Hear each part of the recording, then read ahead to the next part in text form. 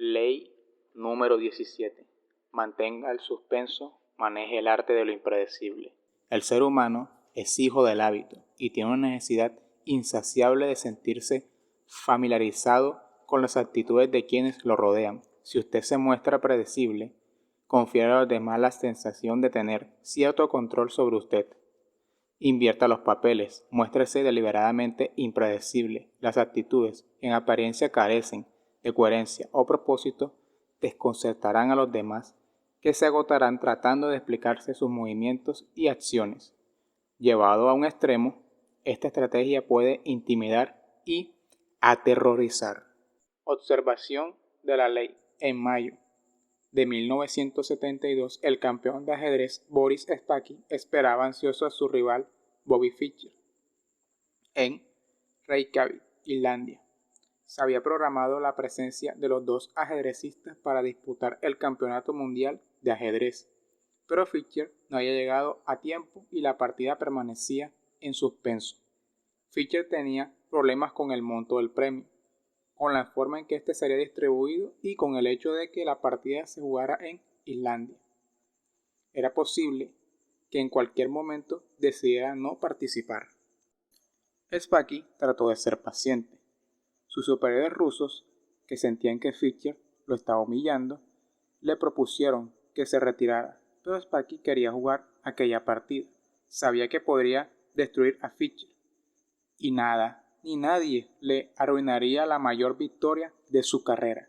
Bien, parece que todo nuestro trabajo fue para nada, comentó Spassky a un compañero. Pero, ¿qué podemos hacer? Esta jugada de Bobby, si viene, jugaremos. Si no viene, no jugaremos. Un hombre que está dispuesto a suicidarse tiene derecho a tomar la iniciativa. Por fin, Fischer llegó a Reykjavik, pero los problemas y las posibilidades de que la partida se cancelara continuaron. No le gustaba el salón en el cual se realizaría el torneo, criticó la iluminación, se quejó del ruido de las cámaras y hasta encontró espantosas las sillas en las que él y Spassky tendrían que sentarse. En ese momento, la Unión Soviética tomó la iniciativa y amenazó con retirar a su jugador. La farsa surtió efecto. Después de tantas semanas de espera e interminables e irritantes negociaciones, Fischer accedió a jugar.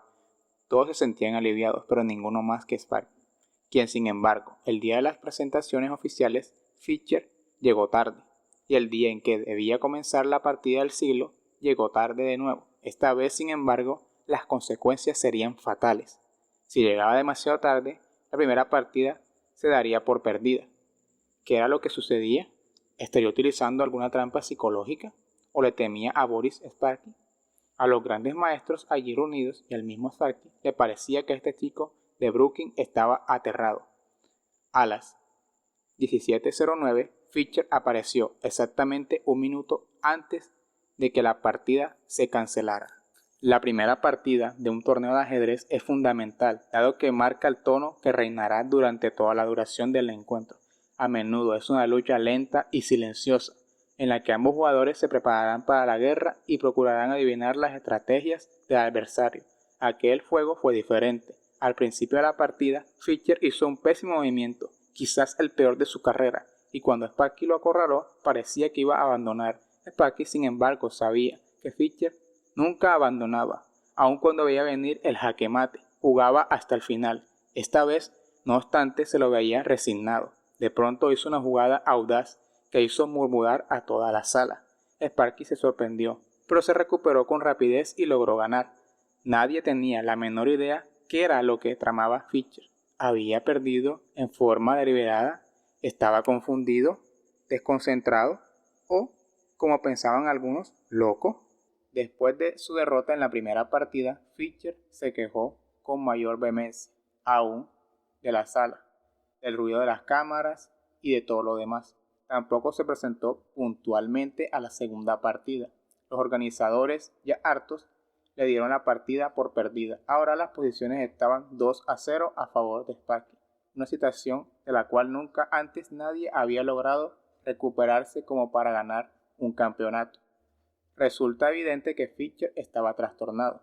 Aún así, durante la tercera partida, tenía una expresión feroz que alteraba a Sparky, a pesar de la fosa que había cavado. Se lo veía confiado. Cometió otro aparente error, pero su aire confiado hizo que Sparky intuyera una trampa. Sin embargo, a pesar de sus sospechas, el ruso no logró detectarla, y antes que se diera cuenta, Fischer le dio jaque mate. La verdad es que las tácticas poco ortodoxas de Fischer habían descolocado por completo a su contrincante. Al final de esa partida, Fischer saltó del asiento y salió corriendo y gritó a sus colegas, al tiempo que golpeaba el puño contra la palma de la mano: «Lo estoy aplastando con mi fuerza bruta». Durante la partida siguiente, Fischer realizó jugadas que nunca nadie le había visto hacer, jugadas que no tenían nada que ver con su estilo. Ahora era Sparky el que comenzaba a cometer errores. A perder la sexta partida, se echó a llorar. Uno de los grandes maestros comentó: «Después de esto, Sparky tendrá que preguntarse si para él no es peligroso regresar a Rusia». Al final de la octava partida, Sparky creyó saber qué sucedía. Bobby Fischer lo estaba hipnotizando. Decidió no mirarlo más a los ojos. De todos modos, siguió perdiendo. Al cabo del 14º encuentro, Sparky convocó a su equipo a una reunión y declaró: «Está intentando controlarme la mente». Conjeturó si le habrían puesto alguna droga en el jugo de naranjas. Quizás habían pulverizado alguna sustancia química en el ambiente. Luego Sparky acusó públicamente al equipo de Fischer de poner en las sillas algo que le alteraba la mente. La KGB entró en estado de alerta. Boris Sparky estaba abochornando a la Unión Soviética. Las sillas fueron desarmadas y analizadas con rayos X. El químico que las revisó no les encontró nada extraño. Lo único que se hallaron fueron 2 moscas muertas en un artefacto de iluminación. Sparky comenzó a quejarse de sufrir alucinaciones. Intentó seguir jugando, pero la mente no le respondía. No pudo continuar con el campeonato. El 2 de septiembre abandonó. Aunque aún era relativamente joven, nunca se recuperó de esa derrota. Interpretación. En partidas anteriores con Sparky, a Fischer no le había ido nada bien. El ruso tenía una habilidad increíble para adivinar la estrategia de su contrincante y usarla contra de él. Adaptable y paciente, armaba ataques que llevaban a la derrota, no en 7, sino en 70 jugadas. En cada oportunidad logró derrotar a Fischer porque veía mucho más allá y porque era un psicólogo brillante, que nunca perdía el control de la situación. Un maestro afirmó: «No busca solo la mejor jugada, busca la jugada que perturbará a su contrincante». Sin embargo, Fischer terminó por comprender la clave del éxito de Sparky. Jugaba con la predecibilidad del contrincante y así lo derrotaba con su propio juego. Todo lo que hizo Fischer durante el campeonato estaba destinado a poner la iniciativa su parte y a desconcertar y desestabilizar a Sparky. Evidentemente, la interminable espera surtió efecto sobre la psique del ruso, pero el arma más poderosa fueron los errores deliberados cometidos por Fischer y su aparente falta de una estrategia definida. Con ello, hacía todo lo posible para desestructurar los esquemas establecidos, aunque le significara perder la primera partida y quedar descalificado en la segunda. Sparky era conocido por su sangre fría y su serenidad, pero por primera vez en su vida no logró adivinar las intenciones de su adversario. Poco a poco fue desboronándose hasta que, al final del torneo, era él quien parecía haber perdido el juicio. El ajedrez contiene, en forma sintetizada, la esencia de la vida. En primer lugar, porque para ganar hay que ser extraordinariamente paciente y tener una gran visión. Y en segundo lugar, porque el juego se basa en esquemas, secuencias complejas de jugadas que se han puesto en práctica con anterioridad y que volverán a utilizarse, con leves modificaciones, en cualquier otra partida. Su contrincante analiza los esquemas de su juego y los utiliza para tratar de prever las jugadas de usted. Al no ofrecer nada predecible en qué basar su estrategia, usted gana una gran ventaja. En el ajedrez, como en la vida, cuando los demás no tienen idea de lo que usted está haciendo, entra en un estado de terror, una espera desconcertada y confundida. Claves para alcanzar el poder. Nada resulta más aterrador que lo repentino y lo impredecible. Es por eso que nos asustamos tanto frente a un terremoto o a un tornado. No sabemos cuándo nos va a golpear. Después de que pasaron, esperamos aterrados a que llegue el próximo. En menor grado, el comportamiento humano impredecible produce el mismo efecto. Los animales se comportan de acuerdo con esquemas previsibles, lo cual nos permite cazarlos y matarlos. Solo el ser humano tiene la capacidad de modificar de manera consciente su comportamiento, improvisar y superar el peso del hábito y la rutina. Sin embargo, la mayoría de los hombres no toman conciencia de su poder, prefieren la comodidad de la rutina. Se debe a la naturaleza animal que los impulsa a repetir una y otra vez los mismos actos compulsivos. Los hacen porque ellos no exigen esfuerzo alguno y porque creen, erróneamente, que si no desconciertan o perturban a los demás, estos los dejarán tranquilos. Es necesario comprender algo fundamental. Una persona poderosa despierta un cierto grado de temor, desconcertando en forma deliberada a quienes lo rodean, a fin de tener siempre la iniciativa. A veces es necesario golpear sin previo aviso, hacer temblar a los demás cuando menos lo esperan. Es un arma que los poderosos han usado durante siglos. Filippo María, el último duque Visconti de Milán, que vivió en Italia del siglo XV, hacía adrede todo lo contrario de que todos esperaban de él. Por ejemplo, de pronto halagaba a un cortesano con atenciones y luego, cuando el hombre esperaba ser promovido a un puesto más elevado, empezaba a tratarlo con el mayor de los desprecios. Confundido, el hombre pensaba en abandonar la corte, momento en el cual el duque volvía a llamarlo y a tratarlo bien. Doblemente confundido, el cortesano se preguntaba si su posición de que sería promovido había resultado, acaso evidente y ofensiva para el duque, y comenzaba a comportarse como si ya no esperara tal honor. Entonces el duque lo censuraba por su falta de ambición y lo echaba de la corte. El secreto para tratar con Filipo era simple: no pretender saber qué era lo que él quería, no intentar adivinar qué lo complacería, nunca imponer la propia voluntad, sino someterse a la voluntad de él y luego esperar. En medio de la confusión y la incertidumbre que generaba, el duque gobernaba en forma absoluta, sin que nadie lo desafiara. La impredecibilidad es sobre todo una táctica de amos, pero también el subalterno puede utilizarla de manera muy eficaz. Si usted se siente superado por la mayoría o acorralado, realice una serie de jugadas impredecibles. Sus enemigos quedarán tan confundidos que retrocederán o cometerán serios errores tácticos. En la primavera de 1862, durante la Guerra Civil de los Estados Unidos, el general Stonewall Jackson y una fuerza de 4.600 confederados atacaba a las fuerzas muy superiores de la Unión en el valle de Shenandoah. Entretanto, no muy lejos de allí, el general George Britton McClellan, al mando de 90.000 soldados de la Unión, marchaba hacia el sur de Washington, D.C., para poner sitio a la ciudad de Richmond, en Virginia, la capital de la Confederación. A medida que transcurrían las semanas de campaña, Jackson hizo salir repetidas veces a sus soldados del valle de Shenandoah, para luego hacerlos entrar de nuevo. Los movimientos a que obligaba a su tropa carecían de sentido. Se preparaba para defender Richmond, se preparaba para marchar sobre Washington ahora que la ausencia de McClellan había dejado la ciudad sin protección, se dirigía hacia el norte para atacar allí.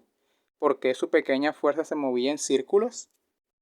Los movimientos inexplicables de Jackson hicieron que los generales de la Unión demoraran su marcha sobre Richmond, mientras esperaban comprender lo que sucedía. Entretanto, el sur logró llevar refuerzos a la ciudad. Una batalla que podría haber aplastado a los confederados terminó sin vencedores ni vencidos. Jackson utilizó esta táctica una y otra vez cuando se enfrentaba a fuerzas numéricamente superiores. Hay que desconcertar y engañar y sorprender al enemigo toda vez que sea posible, decía. Este tipo de tácticas siempre gana Y es así como un pequeño ejército puede destruir fuerzas superiores. Esta ley no vale solo para la guerra, sino también para situaciones cotidianas. El otro siempre trata de interpretar los motivos que oculta detrás de las acciones de usted, para utilizar su predecibilidad contra usted. Haga algo por completo inexplicable y los pondrá a la defensiva. No entender qué es lo que usted está haciendo lo sacará de las casillas. En este estado de ánimo resultará muy fácil intimidarlos. Pablo Picasso dijo en cierta oportunidad: el mejor cálculo es la ausencia de cálculo. Una vez que ha logrado cierto nivel de reconocimiento, los demás, por lo general, piensan que usted hace algo es por alguna razón inteligente, de modo que es necio planificar con demasiada exactitud qué es lo que va a hacer. Es mucho mejor actuar caprichosamente. Durante un tiempo, Picasso trabajó con el marcha Paul Rosenberg. Al principio le permitió bastante libertad en el manejo de sus cuadros, hasta que un día, en apariencia sin motivo alguno, le dijo que no le daría más obras para vender. Picasso explicó su proceder de la siguiente manera: durante las 48 horas siguientes, Rosenberg trataría de comprender el porqué de mi decisión. ¿Estaría yo reservando obras para otro? Yo seguiría trabajando y durmiendo, mientras Rosenberg seguía pensando. A los 2 días acudiría a verme, con los nervios deshechos, angustiado, para decirme: después de todo, mi amigo, no me rechazará si le ofrezco esta suma. Mencionó una cantidad de dinero sustancialmente más elevada que la que ofrecía anteriormente por esos cuadros, en lugar del precio que suele pagarle. ¿Verdad? La impredecibilidad no es solo un arma destinada a inspirar terror. Si usted modifica sus esquemas día a día, causará una conmoción a su alrededor y estimulará el interés de los demás. La gente hablará de usted, le atribuirá motivos y buscará explicaciones que no tienen nada que ver con la verdad, pero harán que usted esté constantemente presente en los pensamientos de los demás. Cuando más caprichoso parezca, más respeto recogerá. Solo subordinados sin remedio actúan de manera predecible. Invalidación. A veces, la predecibilidad puede actuar a su favor. Al crear un esquema que le resulte conocido y cómodo a los demás, logrará adormecerlos. Han preparado todo de acuerdo con los conceptos previos que tienen sobre usted. Esto puede utilizarse de diferentes maneras. En primer lugar, forma una cortina de humo, una fachada cómoda detrás de la cual usted puede llevar a cabo su accionar engañoso. En segundo lugar, le permite hacer, de tanto en tanto, algo completamente contrario a sus esquemas habituales, de modo que desconcertará a sus adversarios, que caerán sin necesidad que usted los empuje. En 1974, Mohamed Ali y George Foreman debían pelear por el Campeonato Mundial de Boxeo en la categoría peso pesado. Todos sabían que sucedería. George Foreman trataría de asestar a Ali el golpe en el knockout, mientras que Ali bailaría a su alrededor, tratando de agotarlo. Esa era la forma de pelear de Ali, un esquema que no había cambiado en más de 10 años. Pero, en este caso, esta táctica daría una importante ventaja a Foreman. Este tenía un golpe devastador y, si sabía esperar, en algún momento Ali se acercaría lo suficiente como para noquearlo. Sin embargo, Ali, un maestro de la estrategia, tenía otros planes. En las conferencias de prensa previas a la gran pelea, dijo que cambiaría su estilo y pelearía con la misma técnica que Foreman. Nadie, y menos aún el mismo Foreman, creyó que hablaba en serio. Un plan semejante sería un suicidio. Como siempre, Ali se hacía el payaso. Luego, antes de la pelea, el entrenador de Ali aflojó las cuerdas del ring, algo que solo se hace cuando el boxeador está decidido a pelear con golpes duros y directos. Pero nadie creyó en la estratagema. Debía de ser otra farsa. Para gran sorpresa de todos, Ali hizo exactamente lo que habían anunciado. Mientras Foreman esperaba que saltara a su alrededor, Ali se abalanzó sobre él y comenzó a golpearlo. Esto trastornó por completo la estrategia de Foreman, que sin saber cómo reaccionar terminó agotándose, golpeando con furia y recibiendo más contragolpes de los que daba. Por último, Ali le asestó un golpe de derecha que lo dejó nocaut. El hábito de dar por sentado que una persona se comportará siempre de acuerdo con sus esquemas previos es tan fuerte que ni siquiera el anuncio de un cambio en su estrategia por parte de Ali le fue suficiente para modificar las suposiciones de su contrincante. Foreman cayó en la trampa, la misma trampa que le habían anunciado. Una advertencia: a veces la impredecibilidad puede volverse contra usted, sobre todo si se encuentra en una posición de subordinado. En ciertas ocasiones es mejor dejar que la gente que lo rodea se sienta cómoda y segura, antes que movilizarla y desconcertarla. Demasiada impredecibilidad puede considerarse una señal de indecisión o, algo mucho más grave, un problema psíquico. Los esquemas son un arma poderosa y pueden aterrar a la gente si se los rompe. Este tipo de poder deberá utilizarse con mucha prudencia.